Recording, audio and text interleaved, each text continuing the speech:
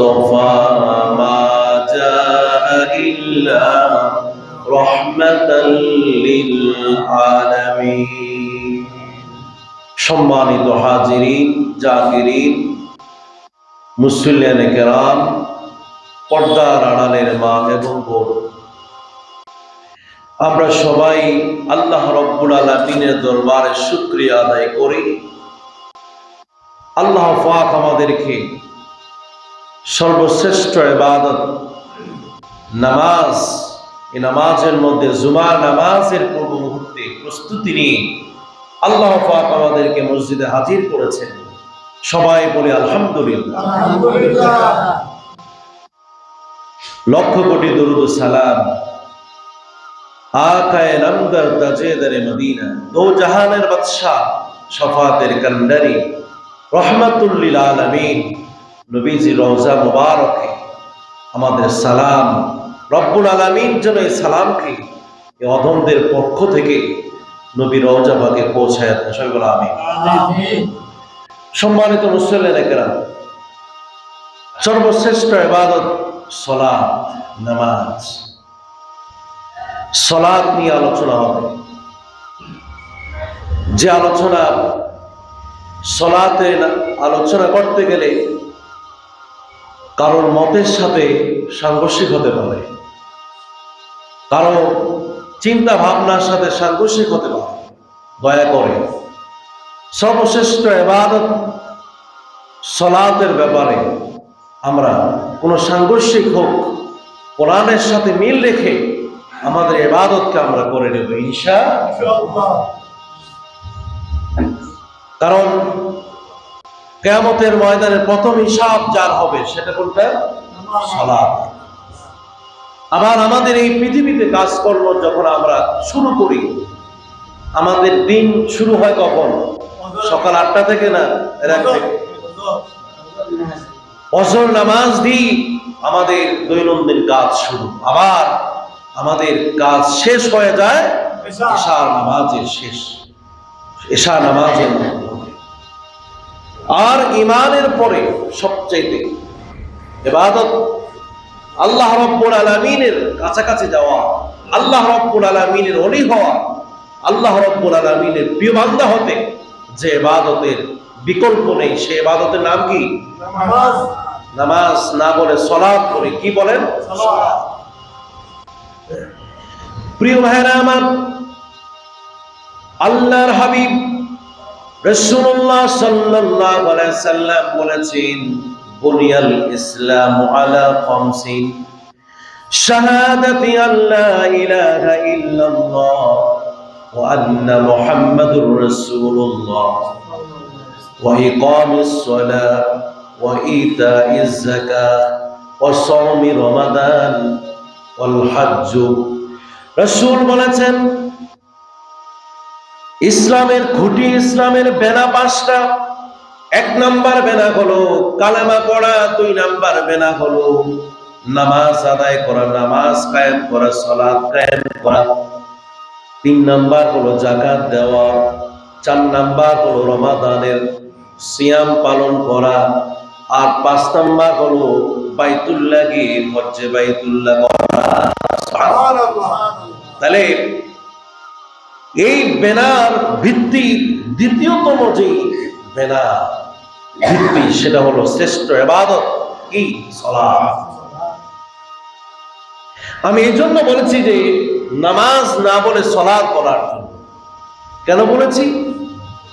আমরা যাকাতকে যাকাত বলি, এটা ইসলামের পরিভাষা, অরিজিনাল নাম কি? যাকাত। হজকে আমরা কি বলি? হজই বলি। সিয়ামকে আমরা রোজা বলি। কিন্তু অন্যান্য বেনাগুলোকে আমরা যেভাবে কোরআনের নাম দিয়ে আমরা নাম ডাকি, ঠিক এইভাবে রোজাকে সিয়াম বলা আর নামাজকে সালাত বলাটাই সর্বোত্তম হবে। প্রিয় ভাইরা আমার, রব্বুল আলামিন কোরআনুল কারীমের মধ্যে প্রায় 100 বার পর্যন্ত সালাত শব্দটা বলেছেন। 85 বার পর্যন্ত নামাজ নাম ধরে ডেকেছেন, আর বাকি 15 বার এটাকে কাজ হিসাবে বিভিন্ন অর্থে ব্যবহার করা হয়েছে। এজন্য সালাতকে সালাত। আপনি দেখেন যাকাতকে অসংখ্য জায়গায় আল্লাহ রাব্বুল আলামিন বলেছেন ওয়াল মুকিমিনাস সালাতা ওয়াল মুতুনাস যাকাতা ওয়াল মুমিনুনা বিল্লাহি ওয়াল ইয়াউমিল আখির। এখানে যাকাতকে যাকাত বলা হয়েছে। অসংখ্য আয়াতে কারিমায় যাকাতকে যাকাত বলেই সম্বোধন করা হয়েছে। রোজাকে রোজা বলে ডাকা হয় নাই, রোজাকে সিয়াম বলা হয়েছে। আল্লাহ রাব্বুল আলামিন বলেছেন ইয়া আইয়ুহাল্লাযীনা আমানু কুতিবা আলাইকুমুস সিয়াম। এই আয়াতের মধ্যে রোজাকে রোজা না কি বলবে? সিয়াম। উহিল্লা লাকুম লাইলাতাস সিয়ামির রাফাসু ইলা নিসাইকুম। এই আয়াতে সিয়াম বলা হয়েছে। ফাফিদিয়াতুম মিন সিয়ামিন আও সাদাকাতিন আও নুসুকিন। আরেক জায়গায় বলা হয়েছে ফামান লাম ইয়াজিদ ফাসিয়ামু সালাসাতি আইয়াম। সিয়াম, রোজাকে আমরা রোজা না বলে কি বলবো বলেন তো? সিয়াম বললে এটা হিকমত হচ্ছে কোরআনের হরফটা উচ্চারণ হয়। প্রিয় ভাইরা আমার, হজকে আল্লাহ রাব্বুল আলামিন সব জায়গায় হজ বলেছে, আমরা এটাকে হজই বলি। ওয়ালিল্লাহি আলান নাসি হিজ্জুল বাইতি মান ইসতাতা ইলাইহি সাবিলা ওয়াআযযিন ফিন নাসি বিল হজ্জি ইয়াতুকা রিজালাও وعلى كل ضامر ولا فسوق ولا جدال في الحج। আমরা হজকে কি বলি? হজই। এটার অর্থ হলো ইচ্ছা করা, নিয়ত করা। এটাকে আমরা অন্য ভাষায় বলি না, আমরা হজকে কোরআনের ভাষায় কি বলি? হজ বলি। সবাই আমার কথা বুঝেন? তাহলে আমরা নামাজকে কোরআনের ভাষায় আমরা সালাত বলবো। রাজি আছেন আপনারা? প্রিয় ভাইরা, আমি একটা কথা লেখা দেখেছিলাম, সত্য হতে পারে না অসত্য হতে পারে। এই নামাজ শব্দটা ফার্সি শব্দ, ইরানের লোকেরা এটাকে নামাজ বলে তাদের ভাষা দিয়া, তাদের দেশীয় ভাষায়। নমস্কার, হিন্দুরা যে নমস্কার বলে, নমজুন থেকে নমস্কার, এটা ফার্সি শব্দ। ঠিক ওটাকে ব্যবহার করে নমজুন থেকে নামাজকে ব্যবহার করেছে তারা। আমি আবার এই কথাটা বলি যে এই শব্দটা সত্য হতে পারে, মিথ্যা হতে পারে। কিন্তু ভাইরা আমার, আমি আপনাদেরকে বলতে চাই কোরআনের পরিভাষা নামাজের নাম কি? কোরআনের কোন জায়গায় এ কথা বলে নাই যে নামাজ এই শব্দটা ব্যবহার করা হয়েছে। আমি বলেছিলাম সালাত শব্দটা কোরআনের মধ্যে প্রায় 100 বার পর্যন্ত বলা হয়েছে। কতবার? 85 বার পর্যন্ত সালাত নাম হিসাবে ব্যবহার করা হয়েছে, আর 15 বার বিভিন্ন অর্থে এই সালাতের অর্থকে ব্যবহার করা হয়েছে, ফেল হিসেবে ব্যবহার করা হয়েছে। আল্লাহ রাব্বুল আলামিন বলেছেন আকিমিস সালাতা লিদুলুকিশ শামসি ইলা ওয়াসাকিল লাইল ওয়া আকিমিস সালাতা তারাফাইন নাহারি ওয়া যুলাফান মিনাল লাইল রাব্বিজআলনি মুকিমাস সালাতি। কি বলছে? মুকিমাস সালাত। এজন্য সালাত শব্দটা, কেউ যদি সালাত শব্দটা বলে তার আমলনামায় নেকি লেখা হবে, প্রত্যেকটা হরফের বিনিময়ে 10টা নেকি করে লেখা হবে। তাইলে সালাতকে আমরা কি বলবো? নবীজি যখন ইন্তেকাল করলেন, বিশ্ব নবীর ইন্তেকালের সময়ে এই সালাতের গুরুত্ব দিতে গিয়া তিনি সাহাবায়ে কেরামদের সালাতের জামাত দেখে তিনি বলেছিলেন আসসালাত আসসালাত আসসালাত। সবাই সুবহানাল্লাহ। তাহলে এই সালাত শব্দটা আমরা ব্যবহার করব ইনশাআল্লাহ। প্রিয় ভাইরা আমার, সালাত কাকে বলে? সালাতটা কি? হাদিসের পরিভাষা মিফতাহুস সালাতি আত-তুহুর ওয়া তাহলিলুহা আত-তাকবীর ওয়া তাহরিমুহা আত-তাকবীর ওয়া তাহলিলুহা আত-তাসলিম। যে সালাত এটা এমন একটা ইবাদত যেটা শুরু করতে হয় ওযু গোসল বা তায়াম্মুমের মাধ্যমে।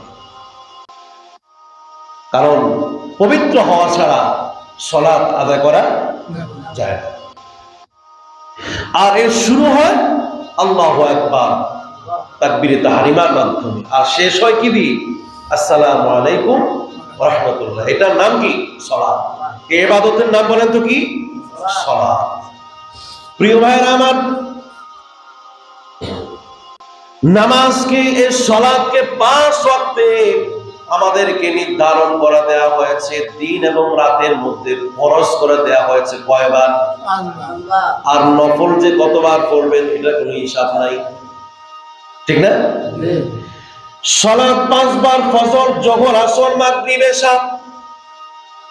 মাগরিবের পরে আবার আওয়াবিন নামাজ পড়া যায়। আবার রাতের আধারে অন্ধকারে তাহাজ্জুদের সালাত আদায় করা যায়।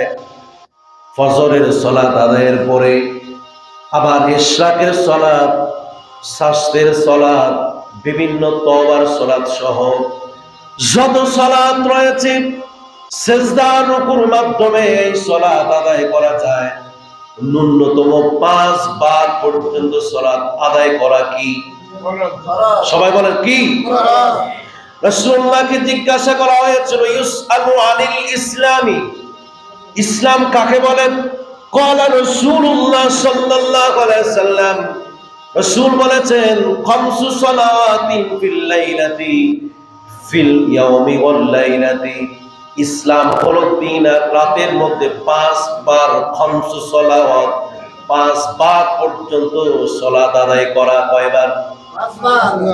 একটু কম নাই, বরং বাড়াতে হবে।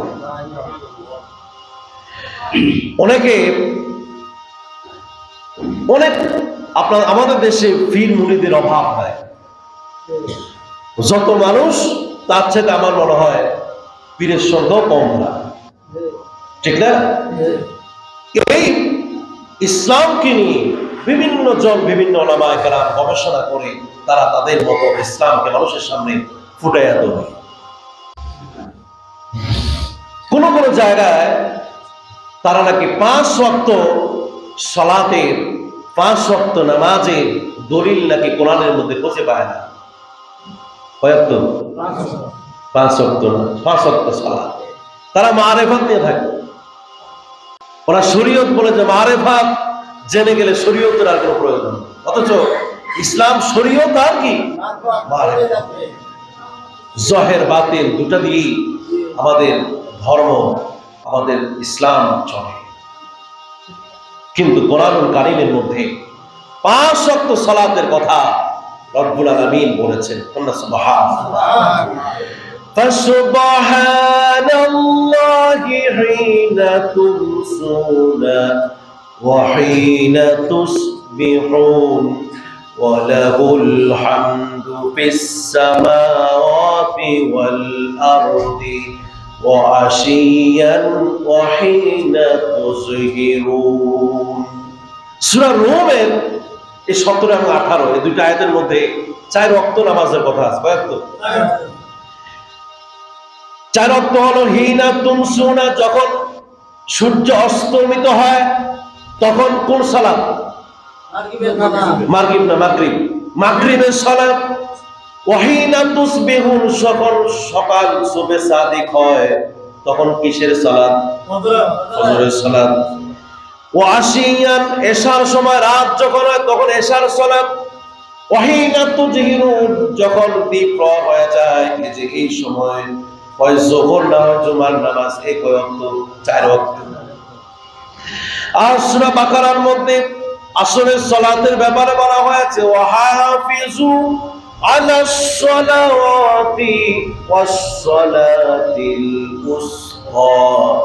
সকল মুফাসসিরিনে কেরাম এই সালাতুল উসতা দ্বারা আসরের নামাজকে বোঝানো হয়েছে মধ্যম নামাজ। কিসের নামাজ? মধ্য নামাজ। মানে হলো জোহর আর মাগরিবের মাঝখানে, জোহর আর মাগরিবের মাঝখানে যেই সালাত, এই সালাতের নাম কি? সালাতুল আসর। সবাই বলেন কি? সালাতুল আসর। এবার আসুন, 5 ওয়াক্ত নামাজ, 5 ওয়াক্ত সালাত আদায় করা কি ছেড়ে দেওয়া যাবে না? আমার সালাত, আমার নামাজ আপনি পড়তে পারবেন না? আপনার সালাত আমি পড়বো নাকি পারবো না? মাহে রমাদানের সিয়াম আদায় যদি না করতে পারে, ফিদিয়া দেওয়া যায়, কাফারা দেওয়া যায়। হজ যদি আদায় না করতে পারে, বদলি হজ করা যায়। যদি সালাত যে কেউ যদি না পড়ে, সালাতের ফিদিয়া, সালাতের কাফারা, সালাতের বদলায় আরেক সালাত কেউ পড়তে পারবে না। কোন ওজর নাই, কি নাই? ইন্নাস সালাতা কানাত আলাল মুমিনিনা কিতাবাম মাওকুতা। এটা মুমিনের উপরে একেবারে নির্ধারিত, প্রত্যেক মুমিনের জন্যই তার সালাত তার জন্যই কি নির্ধারিত। কেউ কারোর জন্য সালাত আদায় করতে পারবে না, মরে গেলেও না। ধরুন মইরা যায়, যে আমি মইরা যাইতেছি, এখন এই মুহূর্তে বাপের নামাজটা আমি ছেলে পড়ে দিই, মা মারা যাচ্ছে আমার মেয়েটা পড়ে দিই, হবে? কখনোই না।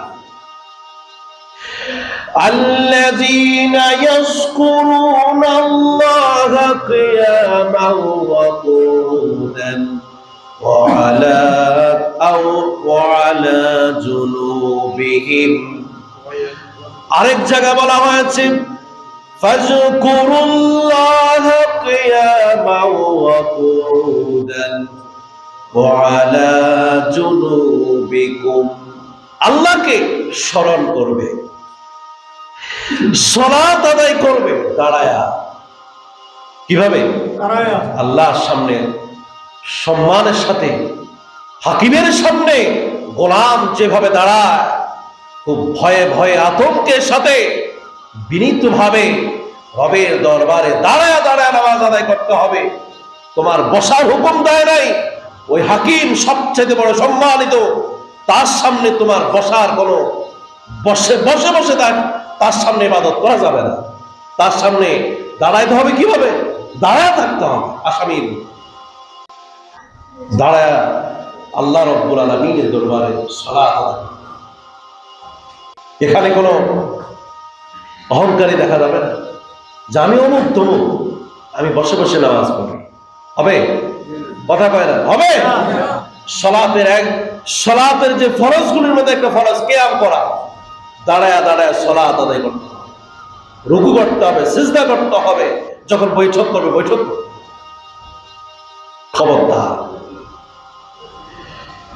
যখন তুমি সমর্থ না হবে আল্লাহর দরবারে তুমি একেবারে বিনয়ের সাথে তুমি যদি দাঁড়াইতে না পারো, রব তো জানে তুমি কেমন, তোমার মধ্যে কি আসলে অসুখ আছে কিনা, পায়ে ব্যথা আছে কিনা, কোমর ব্যথা আছে কিনা, এটা কি আমার রব কি আমার আল্লাহ কি আমার ব্যাপারে জানে কি জানে না? ওয়াল্লাহু আলিমুম বিজাতিস সুদূর। রবের, আল্লাহ তো রব, এমন রব, সুদূর মানে এই হৃদয়ে কোন জিনিসটা উদ্রেক হয়েছে, কোন খেয়াল আমি এখন করব, কোন কাজটা করব, করার আগে যিনি জানেন তিনি কে? আল্লাহ। অতএব যদি দাঁড়াইতে সমর্থ না হয় তাহলে বসে বসে নামাজ আদায় করতে হবে, সালাত আদায় করতে হবে। ওয়ালা জুনুবিহিম, আর যদি বসো যদি না পারে, জ্ঞান এখনো আছে, হুঁশ এখনো আছে, কিন্তু আমি দাঁড়াইতেও পারি না, বসতেও পারি না, বরং শুইতে পারি। কি করতে পারি? শুইতে পারি। শুয়া হলেও ইশারা দিয়া হাতের শক্তি চলে গেছে, পায়ের শক্তি চলে গেছে, চোখের শক্তি আছে, হুঁশও আছে, জ্ঞানও আছে, চোখের ইশারা দিয়া, এই ইশারা কেউ না বুঝলেও আমি যদি রবকে সেজদা করি, ওই সেজদার ইশারাটা আমার রব তিনি বুঝে যান। এজন্য আল্লাহর হাবিব বলেছেন, ইন্নাল আহদাল্লাযী বাইনানা ওয়া বাইনাহুম আস-সালাত ফামান তারাকাহা ফাকাদ কাফারা। আমাদের মাঝে আর কাফেরদের মাঝে একটা চুক্তি হয়ে গেছে, সেই চুক্তিটা হলো নামাজ, সালাত। মুসলমান ঈমান আনার পরে সালাত আদায় করে, আর যে ঈমান আনে না তার লক্ষণ, তার আলামত হলো সে নামাজ পড়ে না। ফামান তারাকাহা ফাকাদ কাফারা, যে ব্যক্তি সালাত ফরজ হওয়ার পরে ছেড়ে দিল, সে মুমিন রইল না, সে বেঈমান হয়ে গেল। এখন আসেন, আমাদের পাঁচ ওয়াক্ত নামাজি যারা, আমরা যারা আল্লাহ পাকের প্রকৃত মুসল্লি, পাঁচ ওয়াক্ত নামাজ, পাঁচ ওয়াক্ত সালাতেই আমরা আদায় করি। অনেক সময় বিভিন্ন পরিস্থিতি আসে যে নামাজের আর পরিস্থিতি থাকে না। বলেন তো, নামাজ পড়ার ব্যাপারে কোনো ওজোর কি চলে?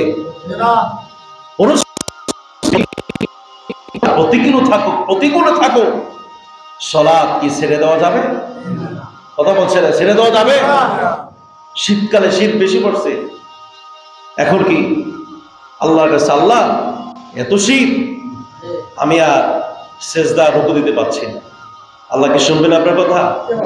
কিন্তু অথচ আল্লাহ তাআলা সিল মেরে একেবারে লিখিত আকারে কোরআনের মাধ্যমে রব আমাদেরকে বলে দিয়েছেন, তোমার শীত হোক গরম হোক, যে কোনো পরিস্থিতি হোক না কেন, নামাজ সালাত তুমি ছাড়তে পারবে না। গর্ভবতী মা যখন তার সন্তান প্রসব করবেন, প্রসব হওয়ার আগেও বেদনা যখন উঠে যায়, কঠিন যন্ত্রণা, কঠিন বেদনা, যেই সময় ব্যথার বেদনা, ওই গর্ভবতী মা আর আল্লাহ ছাড়া কেউ এই ব্যথা অনুভব করতে পারে না। ওই সময়ও যদি নামাজে সালাতের ওয়াক্ত হয়ে যায়, ওই সময় ওই গর্ভবতীর মার ব্যাপারে আল্লাহ রাব্বুল আলামিনের কথা হলো, তুমি তখনও আমার এই আসরের নামাজ তোমাকে আদায় করতেই হবে। বাসে উঠলাম, আমরা বাসে চড়ি না, কিন্তু আল্লাহর গজব নাজিল হোক, কিছু কিছু ড্রাইভার আছে যে এই ড্রাইভার মুসলমান হবার পরেও বড় মুনাফিক। আসরের সময় হয়ে গেল, কিন্তু সালাতের কথা বললে বলে যে আপনি শুধু একা একজন, আর বাকিরা তো নামাজ পড়ে না, ওরা কি মুসলমান না? কথা বলে না। এই যানবাহনের এগুলি সব অনুগত করে দিয়েছেন আল্লাহ। রব যদি এই যানবাহনকে একটা ফু দিয়ে উড়ে দেয়, এই ড্রাইভার বলেন, কোন বাদশা বলেন, কেউ কেড়ে ঠেকাতে পারবে? যাই হোক, যদি নাও থামায়, রবের দরবারে তো বিচার আছেই। সেই সময় কি সালাতকে আমাদের জন্য মাপ? বাসে উঠার পরেও কেবলামুখী হয়ে, কেবলা কোন দিক? আমাদের এদিকে পশ্চিম দিক, যেদিকে থাকুক কেবলার দিকে মুখ ফেরায়া ইশারা হলেও সে বাসের মধ্যে আমাদের নামাজ আদায় করতে হবে, না নামাজ ছেড়ে দিতে হবে? ওযু যদি না থাকে তায়াম্মুম করে নিতে হবে, মাটি হোক বালি হোক তায়াম্মুম করে নিতে হবে, সালাত আদায় করতে হবে। ট্রেনে উঠলাম, কখনো নামাজের ওয়াক্ত চলে যাবে মুসলমানের জন্য হতে পারে না। হযরত সুলাইমান আলাইহিস সালাম তার এক পাল হাজার হাজার একটি ঘোড়ার পাল ছিল, অত্যন্ত সুন্দর, যে ঘোড়াগুলি উঠতে পারত, পাখনা ছিল, কি ছিল? তিনি উঠতেন আর প্লেনের মতো উঠে উঠে যে দেশে যাইতে মন চাইতেন ওই দেশে তিনি যাইতেন। একদিন তিনি এগুলাকে যুদ্ধে যাবে, এর আগে এগুলাকে লালন পালন করার জন্য তিনি সেখানে ব্যবস্থা নিলেন। তো এত চমৎকার এই ঘোড়াগুলি তার কাছে লাগছে। কোন পশু পালন করলে তার প্রতি মায়া মহব্বত বাড়ে না? কবে বাড়ে না? যদি নিতে পারো মায়া মহব্বত আল্লাহ তাআলা সৃষ্টি করবে। এগুলাকে হাত দিয়ে বুলায় বুলায় দেখতে দেখতে তার আসরের সময় প্রায় শেষ হয়ে যাচ্ছে। এমনকি সূর্য ডুবে গেল। তিনি সেই সময় এত রাগান্বিত হলেন নিজের ব্যাপারে যে আমার এই ঘোড়াগুলো আল্লাহ রাব্বুল আলামিন থেকে আমাকে গাফেল করে রেখেছে। তিনি তরবারি নিলেন, সবগুলি ঘোড়া তিনি সব জবাই করে দিলেন, সব আপনার জবাই করে দিলেন। একটা ঘোড়া তিনি রাখলেন, সেটা যত বড় যত টাকা সম্পদ হোক না কেন, যত সুন্দর হোক না কেন, কিন্তু নামাজের উপরে আর কোনো সুন্দর কিছু হতে পারে না। রবের দরবার, রব এত সন্তুষ্ট হয়েছেন তার প্রতি। সূর্যকে অর্ডার করলো, সূর্য আবার সামনে এসে গেল। আমার বান্দা কি পড়বে? নামাজ। সুবহানাল্লাহ, সুবহানাল্লাহ পড়েন না? সুবহানাল্লাহ।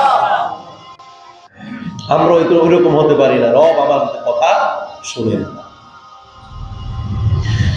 প্রিয় ভাইরা আমার, ট্রেনে উঠা গেল, লঞ্চে উঠলেন, প্লেনে উঠলেন।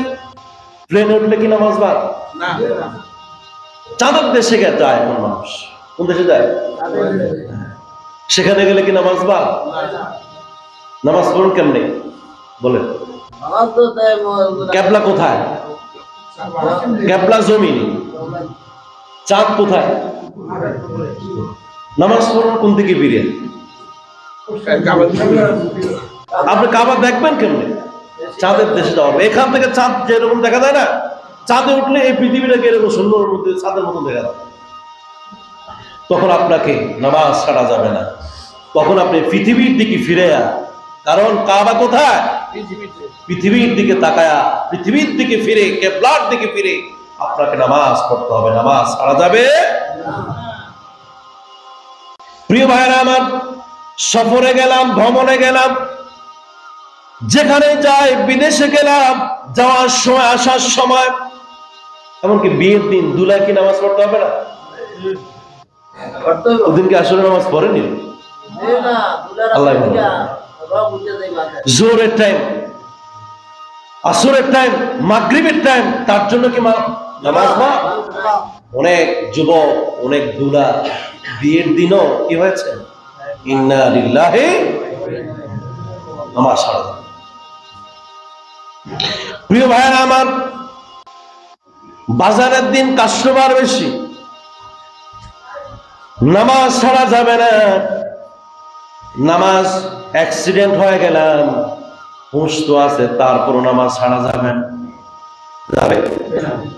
শুধু পাগল যে হয়ে যায়, পাগল, হুঁশ নাই, তখনই তার আর কি থাকে না, তখন সে আর নামাজ পড়ার হুকুম নেই, সে নামাজ পড়তে হবে। প্রিয় ভাইরা, আমাদের সময় তো প্রায় শেষ হয়ে গেল।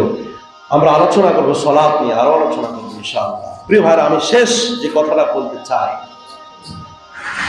সেটা হলো, আল্লাহ রাব্বুল আলামিন সালাতের ব্যাপারে যেরকম গুরুত্ব দিয়েছেন, আর যে সালাত পড়ে না তার ব্যাপারে বড় হুঙ্কার দিয়েছেন রব, যে এই সালাত আদায় করে না আসা ব্যক্তি আমার দরবারে এসে পার পেতে পারবে না। সে যদি তার যাকাতের অনেক আমল রয়েছে, সাদাকার অনেক আমল রয়েছে, হজের অনেক আমল রয়েছে, তার অনেক আমল রয়েছে, কিন্তু নামাজের আমলটা তার কথা বলে নাই, সে রবের দরবার কি পার হতে পারবে না। এজন্য আল্লাহ রাব্বুল আলামিন এই আয়াত পড়ে শেষ করছেন, ওয়াইজা আকামু ইলাস সালাতি কামু وإذا قاموا إلى الصلاة قاموا كسالى يراءون الناس فويل فويل للمصلين الذين هم عن صلاتهم ساهون খবরদার যারা নামাজি তাদের জন্য সাবধান, অনেক ধ্বংস। নামাজ 5 ওয়াক্তের মধ্যে কয়েকটা পড়তে হবে নাকি এক ওয়াক্ত কম হবে? কিন্তু রব জানেন এই সালাতের মধ্যে ত্রুটি করবে। এক ওয়াক্ত পড়লে 4 ওয়াক্ত পড়বে না, এক সপ্তাহ পড়লে দ্বিতীয় সপ্তাহ পড়ে না। এই লোকদের ব্যাপারে রব এমন ধমক দিয়েছেন, তার জন্যই ও কাল পরকাল 2 জায়গায় তার জন্য ধ্বংস হয়ে যাবে। এজন্য সালাতের ব্যাপারে কোনো অলসতা হবে? সবাই বলেন অলসতা করা যাবে? সে যত বাদশাহ হোক, সে যত বড় বাদশাহ হোক, তার জন্য কি নামাজ ভিন্নতা আছে? ফিরের জন্য কি নামাজ ভিন্নতা আছে? মুরিদের জন্য কি নামাজ ভিন্নতা আছে? যাদের নামাজ নাই তাদের সাথে আমাদের সম্পর্ক নাই। কথা বলে, তাদের সাথে আল্লাহর কোনো সম্পর্ক নাই। যেই নেতা নামাজ পড়লো না, এর কথা আছে, এই কথার সাথেই আমার সাথে আপনার সাথে মোকাবেলা হবে। যেই নেতা নামাজ পড়লো না, সালাত আদায় করলো না, ওই নেতা, ওই প্রজা, ওই বাদশার সাথে আমার কোনো সম্পর্ক নাই। হতে পারে? কোন আওয়ামী লীগের নেতা যদি নামাজ না পড়ে, ওই আওয়ামী লীগের নেতা যত বড় টাকার মালিক হোক না কেন, তার সাথে আমার সাথে কোনো সম্পর্ক হতে পারে না। বিএনপির কোন লোক যদি, একবার নাম ভেঙ্গেই বললাম, বিএনপির কোন নেতাও যদি নামাজ না পড়ে, খোদার কসম আপনার সম্পর্ক থাকতে পারে, কিন্তু আমি আল্লাহর একজন বান্দা হয়ে তার সাথে আমার কোনো আপোষ নাই, আমার কোনো সম্পর্ক নাই। আপনারা কি সম্পর্ক রাখবেন? যদি কেউ নামাজ না আদায় করে, আল্লাহ রাব্বুল আলামিন তাকে ধমক দিয়েছেন, আমি কি তাকে ধমকাতে পারবো না? আমার সন্তান যদি নামাজ না পড়ে, 7 বছরের সময় তাকে বলতে হবে নামাজ আদায় করো। 10 বছর হলে আর বলা যাবে না, তখন তাকে কি করতে হবে? তাকে মারতে হবে, তাকে মারিয়া হবে, নামাজ আদায় করতে হবে। কোন দল যদি দলীয় কোন কার্যক্রম করতে গিয়া আসরের সময় যদি আসরের নামাজ না আদায় করে, ওই দলের সাথে সেই দলের অনুষ্ঠানে যাও আমার জন্য কি হালাল না হারাম হবে? শরীয়তের দৃষ্টিতে, কিসের দৃষ্টিতে? শরীয়তের দৃষ্টিতে ওই মঞ্চে যাওয়া, ওই দলের ওই নেতার কথা শোনা একজন মুসলমানের জন্য জায়েজ হতে পারে না।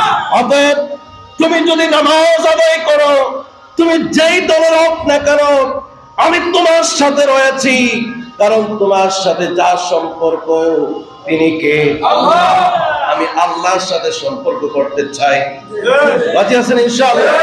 অতএব প্রিয় ভাইরা আমার, আমি আপনাদেরকে বলতে চাই, সালাত নামাজ কি পড়তে হবে না ছাড়তে হবে? নামাজ কি নিয়মিত পড়া লাগবে? প্রতিদিন না মাঝে মাঝে? একেবারে মৃত্যু পর্যন্ত। মৃত্যু যখন ঘটে যাবে, আজরাইল আমাকে একজন নামাজি হিসাবে কিয়ামতের ময়দানে উঠায়া দেবে, আল্লাহর দরবারে নামাজি হিসেবে পরিচয় দেবে। আমরা কি পরিচয় পেতে চাই? নামাজ কি পড়তে হবে কিনা? ঘরের মধ্যে সালাতকে কায়েম করা লাগবে, সমাজের মধ্যে এই সালাতকে কায়েম করতেই হবে।